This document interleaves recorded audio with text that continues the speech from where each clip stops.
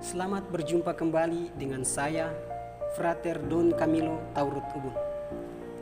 Pada kesempatan kali ini, saya akan berkatekese mengenai ajaran dogmatik gereja tentang Maria. Tentu kita tahu bahwa ada 4 dogma mengenai Maria. Yang pertama, dogma Maria Bunda Allah. Yang kedua, dogma Maria tetap perawan. Yang ketiga, dogma Maria dikandung tanpa noda. Dan yang keempat, dogma Maria diangkat ke surga. Nah, dewasa ini tak dapat disangka lagi bahwa mungkin saja ada sebagian orang yang belum begitu tahu ajaran gereja mengenai dogma Maria. Bunda Maria mungkin dikenal hanya sebatas di luarnya saja, dan orang belum mengenal secara intens. Oleh karena itu, baguslah pada kesempatan ini saya akan menjelaskan keempat dogma Maria secara garis besar agar kiranya kita dapat memahaminya dengan semestinya. Namun sebelum melangkah lebih jauh, hendaklah kita mengerti terlebih dahulu apa itu dogma dan bagaimana dogma itu dapat dijelaskan secara rasional. Pada dasarnya, dogma adalah sebuah pengajaran dari gereja yang secara implisit atau eksplisit dinyatakan oleh kitab suci ataupun tradisi suci yang mana dimaklumkan oleh magisterium gereja atau kuasa mengajar gereja. Dogma lahir dari tradisi dan kitab suci. Oleh karena itu, marilah kita bahas bersama keempat dogma gereja Katolik tentang Bunda Maria. Yang pertama, dogma Maria Bunda Allah. Dasar dari dogma ini adalah karena Yesus Kristus yang dilahirkan oleh Bunda Maria adalah Allah, maka Maria disebut Bunda Allah. Kita bisa lihat dalam Injil Lukas pasal 1 ayat 43. Dogma Maria Bunda Allah dirumuskan dalam Konsili Efesus pada tahun 431 dan kemudian ditegaskan lagi dalam Konsili Kalsedon pada tahun 451. Dogma ini kemudian diperingati setiap tanggal 1 Januari. Kemudian yang kedua, dogma Maria tetap perawan. Dasar dari dogma ini adalah karena Kristus adalah Allah, maka proses pembentukannya sebagai janin tidak memerlukan campur tangan benih laki-laki, namun oleh kuasa Roh Kudus. Kita bisa bandingkan dalam Injil Lukas pasal 1 ayat 35. Keperawanan Maria tidak terganggu sebagaimana nyata dalam rumusan baptisan sejak abad ketiga. Kristus yang datang ke dunia untuk menebus dosa dan memulihkan kerusakan akibat dosa, tidak mungkin pada saat kedatangannya malah merusak keutuhan ibunya dan menyebabkan sakit melahirkan seperti yang dialami oleh semua perempuan lain sebagai akibat dosa asal. Sebab walaupun Kristus mengalami segala hal yang dialami oleh manusia, namun ia tidak berdosa. Karena tidak berdosa, Yesus mempunyai kekhususan jika dibandingkan dengan semua manusia lain.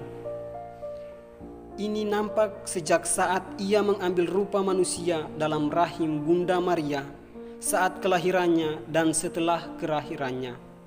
Yesus menjadi manusia tanpa benih laki-laki, dan kelahirannya ke dunia tidak merusak keperawanan ibunya. Dogma Bunda Maria tetap perawan dirumuskan dalam Konsili Konstantinopel II pada tahun 553 dan Sinode Lateran pada tahun 649, yaitu bahwa Bunda Maria adalah perawan sebelum, pada saat, dan setelah kelahiran Kristus. Kemudian yang ketiga, dogma Maria dikandung tanpa noda. Dasar dari dogma ini adalah karena Kristus adalah Mesias, imam besar pengantara satu-satunya kepada Allah Bapa, maka ia adalah yang saleh tanpa salah dan tanpa noda yang terpisah dari orang berdosa. Bandingkan Ibrani pasal 7 ayat 26.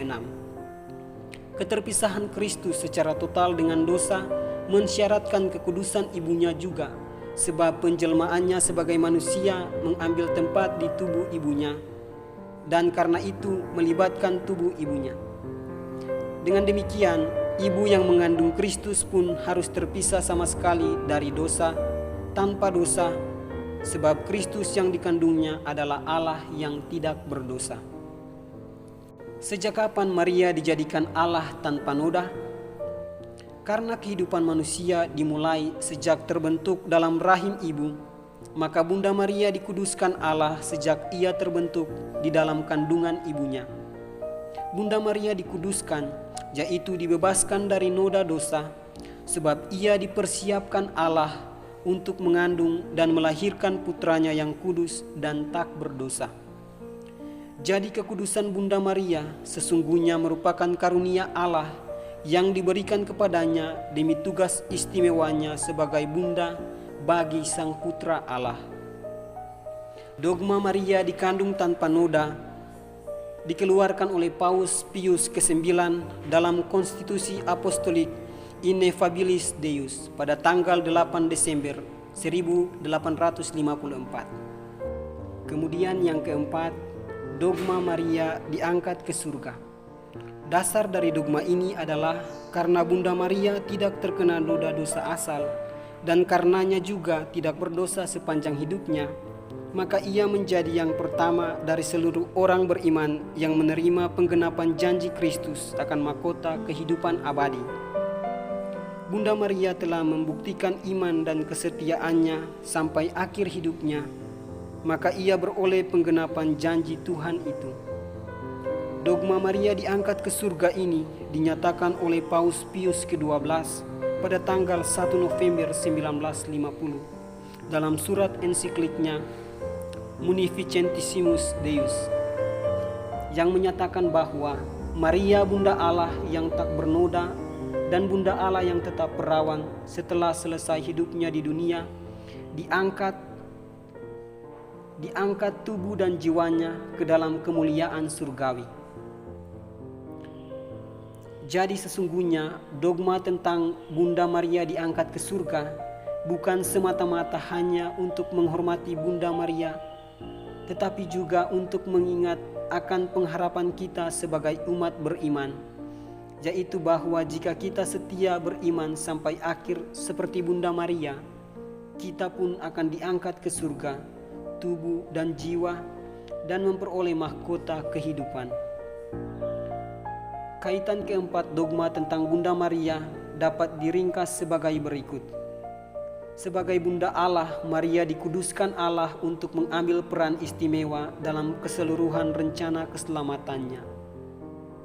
Pengudusan Maria oleh Allah inilah yang membuatnya tidak bernoda, tetap perawan selama-lamanya, sehingga oleh rahmat Allah pula, Bunda Maria menjadi yang pertama dari seluruh anggota gereja untuk memperoleh penggenapan janji keselamatan yang sempurna di surga, yaitu kemuliaan di dalam Tuhan dan persatuan dengannya yang dialami oleh jiwa dan tubuh.